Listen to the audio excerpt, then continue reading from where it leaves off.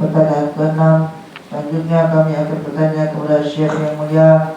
Rumah memiliki peran dalam melindungi anak-anak dari berbagai pemikiran menyimpang dan slogan-slogan yang menghancurkan. Bagaimana menurut Syekh tentang peran rumah dalam kestabilan keluarga dan ketenangan pemikiran bagi sebagian besar para pemuda? Nah, Syekh mengatakan pertanyaan ini jelas tidak kalah penting dengan pertanyaan sebelumnya. Peran rumah yang diperankan ayah dan menatah rumah, juga peran ibu untuk membantu ayah dalam pekerjaan ini.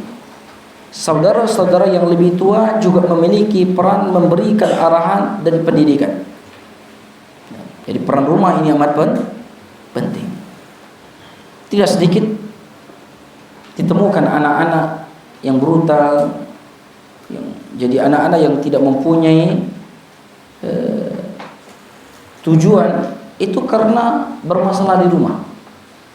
Mohon maaf, permasalahan rumah tangga yang akhirnya menyebabkan orang tuanya pisah dan anaknya jadi korban, tidak sedikit. Maka peran orang tua ini amat penting.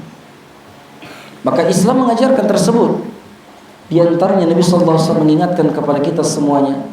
Kata Nabi, suruh anakmu untuk sholat umur 7 tahun. Wadribu, dan kata Nabi, pukul umur 7 tahun. Pukul umur 10 tahun. Berarti menunjukkan umur 10 tahun itu udah harus sholat. Berarti mulai umur 7 tahun diajarkan bacaan sholat, semuanya diajarkan. Sehingga umur 10 tahun sudah siap sholat. Sekarang umur 10 tahun ngaji saja belum banyak pandai ngaji. Betul atau tidak? Realita. Maka dulu Anda ingat ada wali santri halaqah Quran komplain dengan program sawung. Ustaz, kenapa di sini anak-anak tadi diajarin sholat?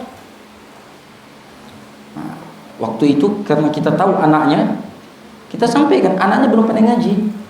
Bagaimana anaknya suruh ngapal bacaan sholat, mengenal huruf hijaiyah saja tidak kenal? Satu, itu jawaban kami. Jawaban yang kedua, kalau dikatakan tidak diajarkan sholat, itu salah, keliru.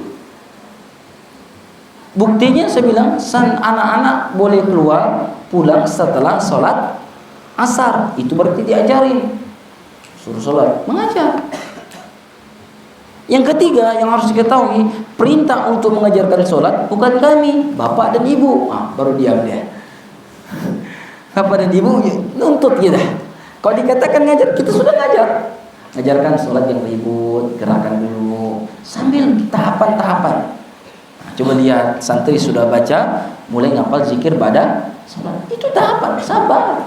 Tapi orang tua terkadang tidak mau sabar. Mau anaknya soleh, tapi orang tuanya tidak mau mensolehkan dirinya. Ini diantara kesalahan. Menuntut pendidikan hebat, tetapi di orang tuanya tidak mau melakukan sebagaimana yang diterapkan di lembaga pendidikan. Sama seperti kalian. Kurang mantap apa metode yang telah digunakan untuk murojaah telah dibuat di ketahfidzan? Kurang mantap apa? Nyatanya ketika kalian di sini lancar dah hafalan kalian. Lancar ya? Buktinya sebelum apa? Sebelum selesai wisuda lancar, betul tidak? Pas pulang libur beberapa hari dipulang datang ke sini lebur lagi hafalannya, betul tak? Kenapa? Rumah kalian tidak membentuk sebagaimana di sini. Itu menunjukkan peran rumah itu penting. Peran rumah penting. Kalian calon bapak-bapak dan calon ibu-ibu, buat rumah-rumah tersebut ada mempunyai peran penting untuk mencetak generasi yang hebat. Jangan dianggap remeh rumah. Maka tidak heran kalau anak temukan di antara satu di antara kalian, ketika kalian semangat belajar, ketika pulang datang tidak semangat. Anak yakin di rumah kalian yang melalaikan kalian. Tidak sedikit mungkin di antara tidak sedikit, ada sajalah. Ada di antara kalian, di rumah kalian itu banyak orang-orang yang tidak sholat. Mungkin ibunya tidak sholat, bapaknya tidak sholat.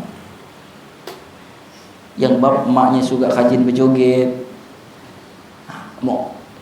Daripada aku cakap mama aku, lebih baik aku ikut joget gak sama mama aku. Tidak sedikit. Nah, dan ini realita. Maka menunjukkan penting peranan rumah tersebut adalah untuk keberhasilan, kehebatan kalian untuk menjadi orang yang hebat. Maka mudah-mudahan kalian menjadi pelopor, menjadi orang-orang yang dapat menjadi apa?